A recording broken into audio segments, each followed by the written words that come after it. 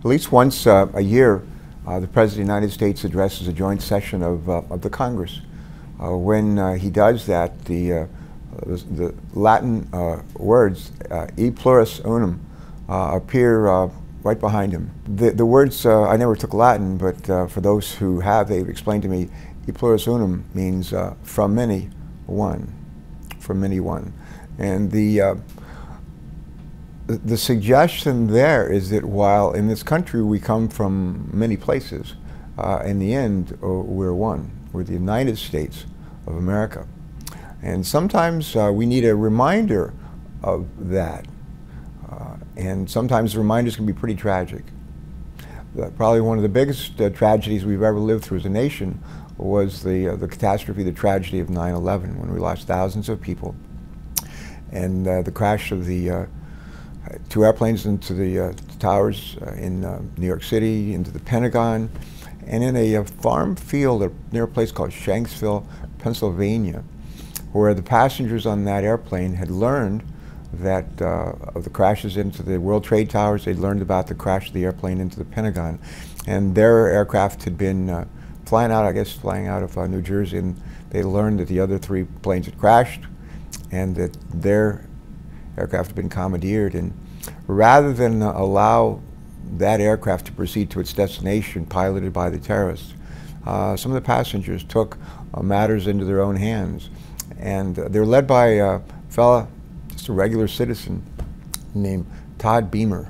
And he and some of the other people on, the other men I believe, on Flight 93 decided they weren't going to let that plane continue to its destination, which a lot of intelligence experts believe was the capital of the United States, the U.S. Capitol, where I work. The words that I think Todd Beamer said as he led the assault on the terrorists in the airplane that day were, "Let's roll." And what the United States needs to do is to roll again and to pull together as one, very much as we did on that day of 9/11, very much as the people did, the passengers did on that flight 93 on that day. That evening of 9/11, there was almost a spontaneous gathering on the steps of the Capitol, and we had Democrats and Republicans, House and Senate members who gathered there for a prayer. And the visual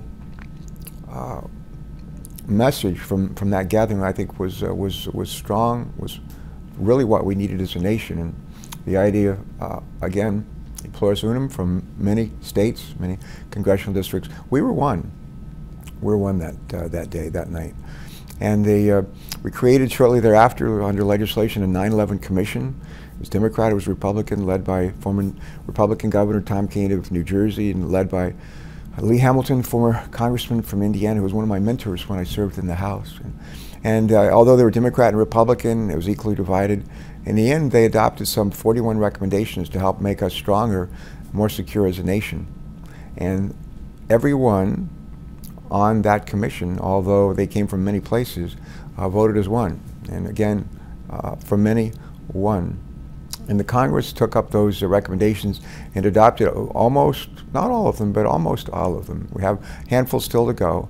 And Lee Hamilton and Tom Kean are again encouraging us to finish our work, and I hope that we will.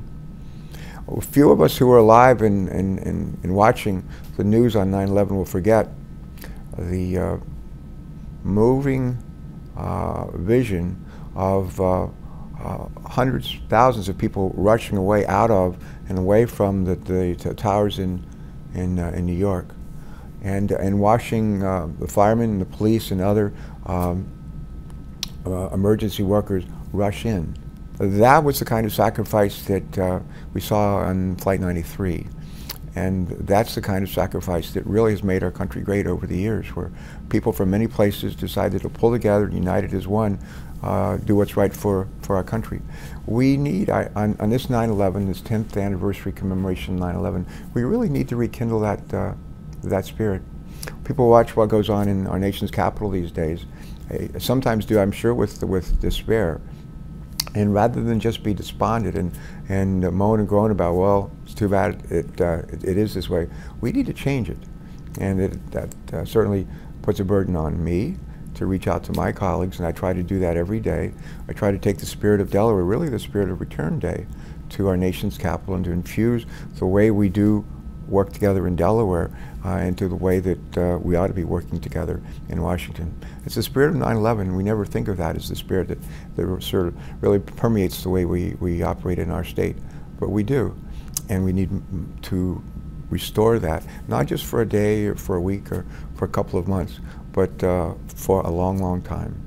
And to those who, from our state, whose lives were touched tragically by the loss of a child or a parent or an uncle who knew someone who was on those flights or in those buildings, we just want to especially remember you today.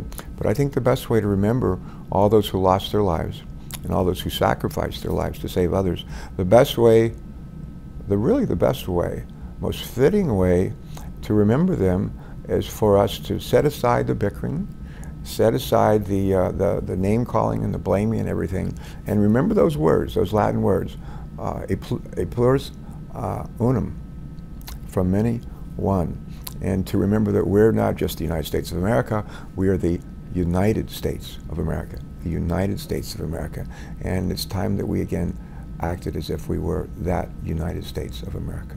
God bless you.